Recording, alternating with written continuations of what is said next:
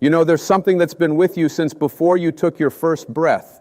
There's something that has never left you, not for a single moment, not even when you felt most alone, most lost, most convinced that you were unworthy or unlovable. That something is love, not the conditional love that says you have to be a certain way or do certain things to deserve it. Not the love that comes and goes based on your performance or your circumstances. I'm talking about a love so vast, so infinite, so unconditional that your human mind can barely comprehend it. This is the boundless love of God, and it's the most fundamental truth of your existence. Right now, at this very moment, you are being loved completely. Not because of what you've accomplished, not because of how you look or what you own or who approves of you. You are loved because you exist. You are loved because you are a unique expression of the divine source that created everything. You are loved because love is what you are made of, what you came from, and what you will return to. This isn't some religious doctrine I'm asking you to believe blindly. This is a truth you can feel in the quietest moments of your life when you stop all the doing and simply be. Most of us spend our entire lives searching for love outside of ourselves. We look for it in relationships, in achievements, in the approval of others, in material possessions, in status and recognition.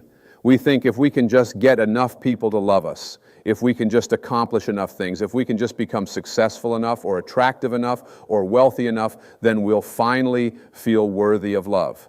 But here's what I want you to understand. You're looking in the wrong direction. The love you're seeking isn't out there. It's right here, right now, surrounding you, filling you, sustaining you with every breath you take. God's love, the universe's love, the source energy's love, whatever you want to call it, this love doesn't work the way human love works. Human love is often conditional. We love people when they behave the way we want them to.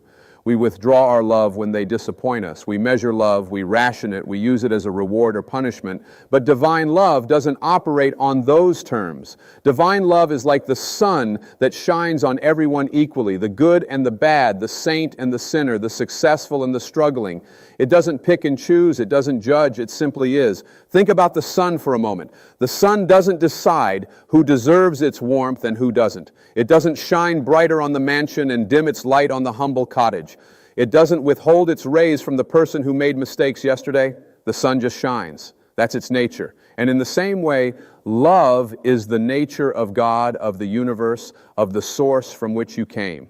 Love doesn't have to be earned because it's not a reward. Love doesn't have to be deserved because it's not a judgment. Love simply is, and you are always, always in it. But you might be saying, I don't feel loved, I feel alone, I feel abandoned, I feel like I've been through things that prove nobody loves me, not even God. And I understand that feeling because I've been there too. We've all been there. But here's what I learned. When you can't feel God's love, it's not because the love isn't there, it's because something is blocking your awareness of it. It's like standing in the sunshine with an umbrella over your head and complaining that there's no sun. The sun is still shining. You've just created a barrier between yourself and its warmth. What are these barriers? They're your limiting beliefs, your negative thoughts, your feelings of unworthiness, your resentments, your fears, your conviction that you're separate from the source. These are the things that block your awareness of the love that's always present. And the beautiful thing is, once you understand this, you can begin to remove those barriers. You can close the umbrella. You can step into the light that's been there all along. I want you to really take this in. God's love for you has never wavered. Not when you made your biggest mistake. Not when you hurt someone you cared about. Not when you betrayed yourself or your values. Not when you felt furthest from your spiritual path. The love remained constant because it's not based on your behavior, it's based on your being. You are loved because you are a child of the universe, a piece of the divine, an expression of consciousness itself. Nothing you do or don't do can change that fundamental reality. You see, we get so caught up in our stories, we tell ourselves, I'm not good enough. I'm broken. I'm damaged. I'm unworthy. I've done too many bad things. I've failed too many times. I'm too this or not enough that. And these stories become the lens through which we see everything, including God's love. But these stories aren't true. They're just thoughts you've practiced thinking. They're patterns you've repeated so many times that they feel like facts. But they're not facts. They're interpretations, and you can choose different interpretations. What if instead of believing you're unworthy of love, you started to believe that you are love itself? What if instead of thinking you need to earn God's approval, you recognize that approval has already been given in the form of your very existence? What if, instead of feeling separate from the divine, you understood that separation is impossible because you are made of the same substance as the divine? How would your life change if you really believed in every cell of your body that you are eternally, infinitely, unconditionally loved? The truth is, you didn't come into this world to earn love. You came from love. Before you had a body, before you had a name, before you had any of the identities you now carry, you were love. You were pure consciousness, pure spirit, pure divine energy, and then you took form. You became a human being. And in that process, you forgot your true nature. You forgot that you are love. You started to believe that love was something outside of you, something you had to seek, something you had to work for. But that's the illusion. That's the dream you're waking up from. When you start to align yourself with this truth, when you start to live from the understanding that you are loved beyond measure, everything changes. You stop seeking approval from others because you know you already have the only approval that matters. You stop trying to prove your worth because you know your worth is inherent. You stop living in fear because you understand that nothing can separate you from the love that is your source and your home. Fear dissolves in the presence of love like darkness dissolves in the presence of light. And here's something beautiful. When you truly feel God's love for you, when you really let it in, you naturally begin to extend that love to others. You can't help it. Love flows through you. You become a channel for it. You stop judging people so harshly because you realize they're on their own path, having their own experience, loved just as much as you are. You stop holding grudges because you understand that everyone is doing the best they can with the consciousness they have at the moment. You become more patient, more kind, more forgiving, not because you're trying to be a good person, but because love is simply expressing itself through you. This is what it means to be in the flow of divine love. You're not forcing anything. You're not striving to be spiritual or enlightened. You're simply allowing the love that you are to express itself naturally. And when you live this way, life becomes easier.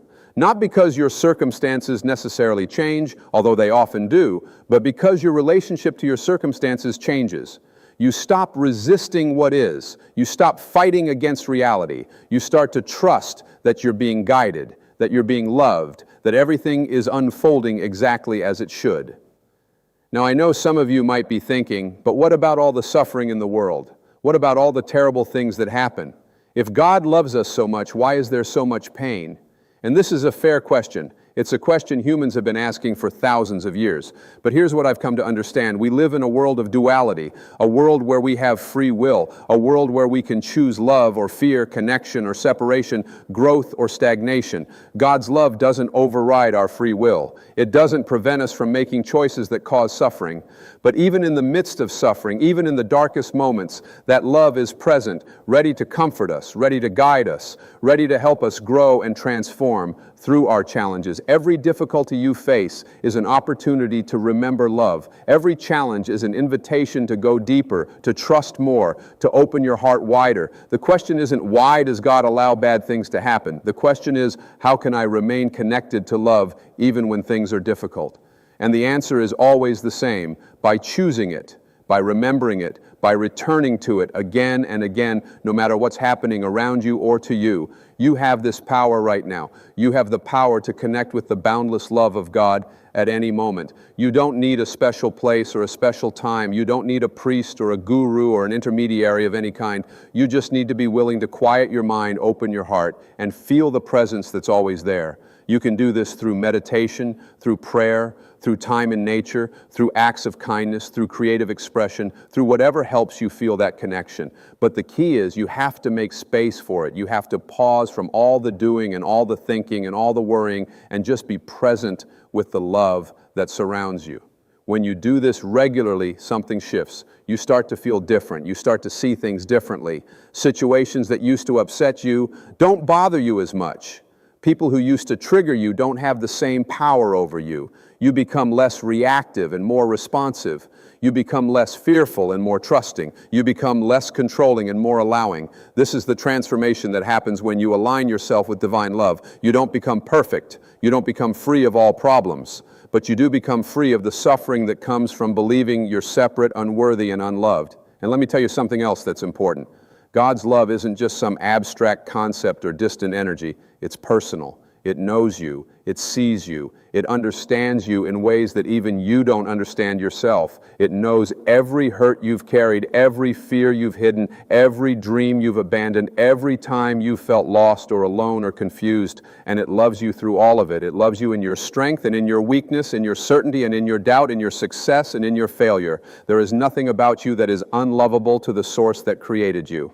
You are God's beloved child. You always have been and you always will be. This isn't something you have to become. This is something you already are. You just have to remember it. You just have to let yourself feel it. You just have to be willing to receive the love that's constantly being offered to you. And when you do, when you really let this truth sink into your bones, you'll find that you have access to a strength and a peace and a joy that doesn't depend on external circumstances. You'll find that you have a foundation that can't be shaken by life's ups and downs. This is what I call living from your source. Instead of living from your ego, from your limited identity, from your fears and insecurities, you live from your connection to the infinite. You make decisions from that place. You respond to challenges from that place. You treat yourself and others from that place. And when you do, life flows. Opportunities appear. Solutions present themselves. The right people show up at the right time. Synchronicities multiply. It's like the universe conspires to support you because you've aligned yourself with the love that runs the universe. But here's the thing, you can't fake this. You can't just say the words and pretend to believe it while your heart is still closed, while you're still holding on to resentments, while you're still judging yourself harshly, while you're still living in fear. This is inner work. This requires honesty with yourself. This requires a willingness to look at the places where you've blocked love, where you've shut down your heart, where you've decided you're not worthy. And then it requires a willingness to heal those places, to forgive, to let go, to open up again. Forgiveness is huge in this process. You can't fully receive God's love while you're holding on to grievances. It doesn't matter if those grievances are toward others or toward yourself. They create barriers. They keep you locked in the past, reliving old hurts, rehearsing old stories. Forgiveness doesn't mean what happened was okay. It doesn't mean you condone bad behavior. It means you're willing to release the grip that those old experiences have on your heart. It means you're choosing peace over being right. It means you're choosing freedom over being a victim. And when you forgive, you create space for love to flood in. The same is true for self-forgiveness. Many of us are much harder on ourselves than we would ever be on anyone else. We hold ourselves to impossible standards. We punish ourselves for our mistakes. We replay our failures over and over in our minds. But God doesn't do this. The universe doesn't keep score. Source doesn't condemn you. So why are you condemning yourself? Why are you withholding from yourself the very love that's being freely given to you?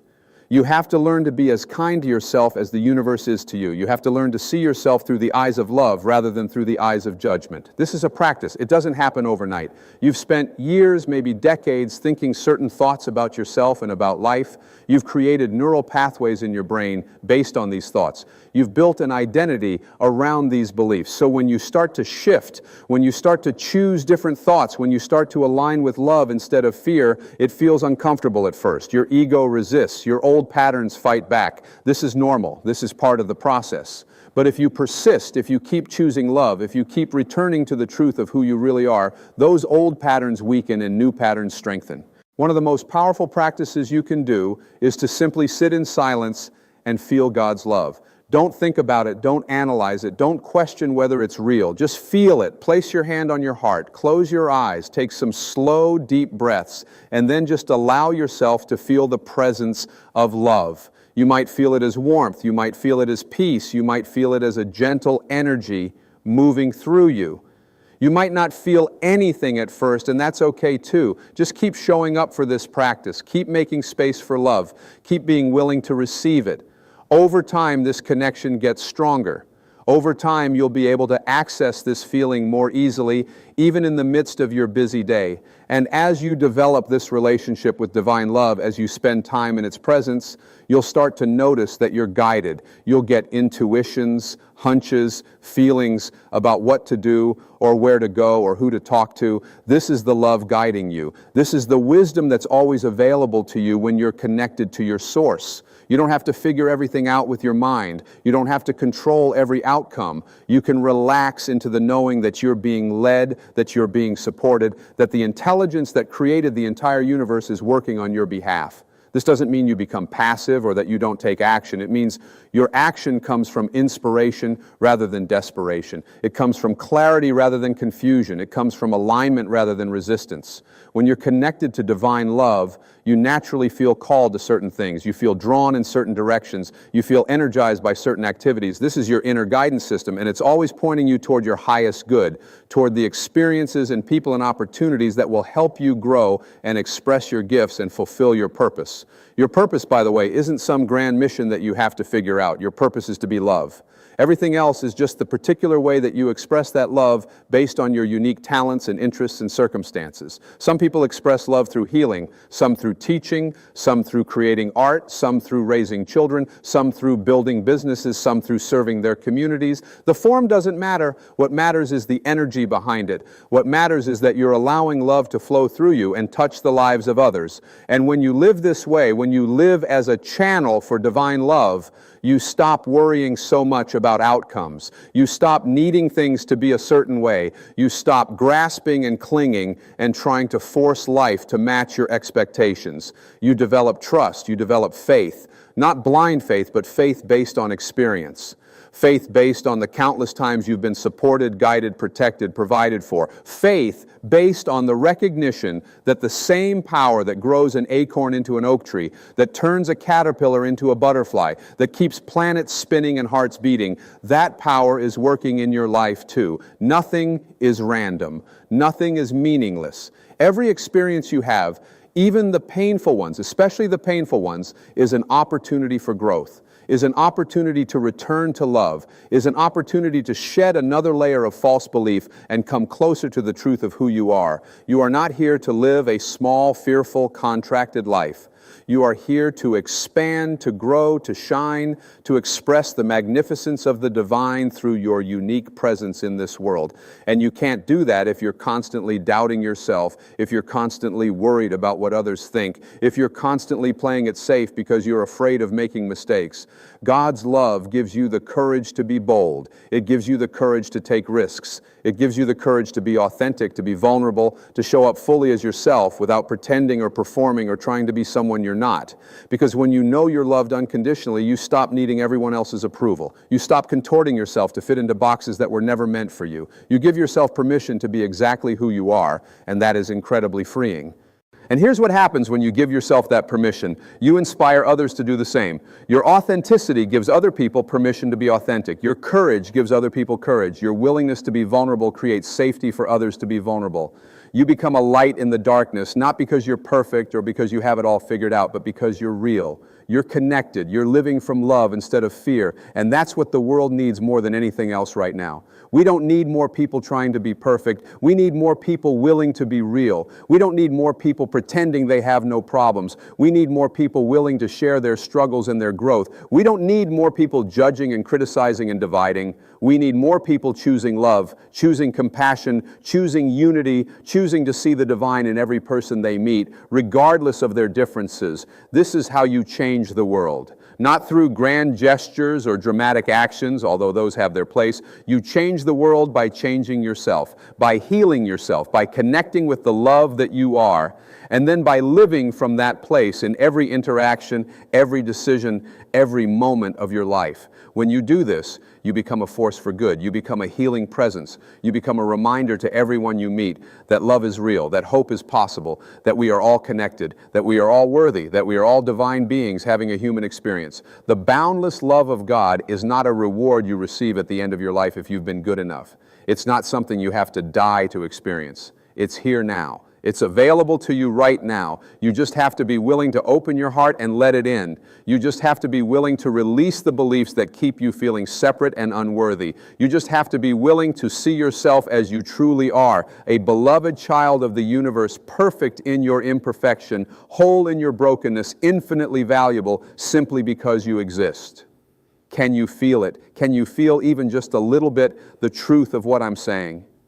Can you sense that there's something larger than your problems, larger than your worries, larger than your fears? Can you sense that you're held in a love so vast that it encompasses everything you are and everything you've ever been and everything you will ever be. This isn't wishful thinking. This isn't fantasy. This is reality. This is the truth that every great spiritual tradition has pointed to in its own way. This is the truth that every mystic and sage and enlightened being has discovered. And it's available to you too, not because you're special, but because it's your birthright. It's who you are. So what do you do with this information? How do you live from this understanding? You start where you are. You start today. You start with the next thought you think, the next choice you make, the next person you interact with. You start by being gentle with yourself when you notice you've slipped back into fear or judgment. You start by taking a few moments each day to connect with the love that surrounds you. You start by asking yourself, what would love do in this situation? And then doing that. You start by treating yourself the way God treats you, with infinite patience and compassion and kindness,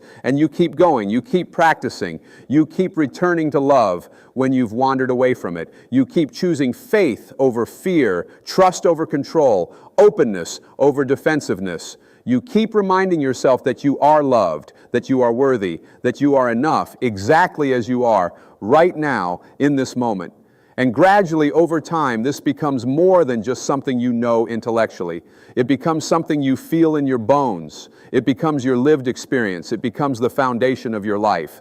This is the greatest gift you can give yourself. This is the greatest gift you can give the world. To truly know, to truly embody, to truly live from the understanding that you are loved with a love that has no beginning and no end, a love that asks nothing of you except that you receive it, a love that sees your beauty even when you can't see it yourself, a love that never gives up on you no matter how many times you stumble or fall or lose your way. This is the boundless love of God, and it is yours. It has always been yours. It will always be yours. All you have to do is claim it. All you have to do is accept it. All you have to do is open your heart and let it transform you from the inside out. You are not here by accident. You are not a cosmic mistake. You are not unimportant or insignificant. You are a unique expression of the divine, and the world needs what you have to offer. But you can't offer it fully if you're stuck in fear, if you're trapped in unworthiness, if you're disconnected from your source. So do the work, make the choice, choose love, choose connection, choose to believe that you are worthy of all the good that life has to offer. Choose to trust that you are being guided and supported every step of the way. Choose to see yourself through the eyes of love rather than through the eyes of judgment. And watch what happens. Watch how your life begins to shift. Watch how opportunities appear that weren't there before. Watch how relationships improve or new relationships enter your life. Watch how your health gets better, how your mood lifts, how your energy increases. Watch how problems that seemed insurmountable suddenly have solutions. Watch how the universe responds to your willingness to align with love. It's like you've been trying to swim against the current your whole life, and suddenly you turn around and start swimming with the current, and everything becomes easier, more flowing, more effortless. This is what it means to live in harmony with the universe. This is what it means to be in the flow of divine love. You're not fighting anymore. You're not resisting anymore. You're not trying to force life to be something it's not. You're simply allowing life to unfold, trusting that it's all happening for your highest good, knowing that you are loved and supported no matter what comes your way.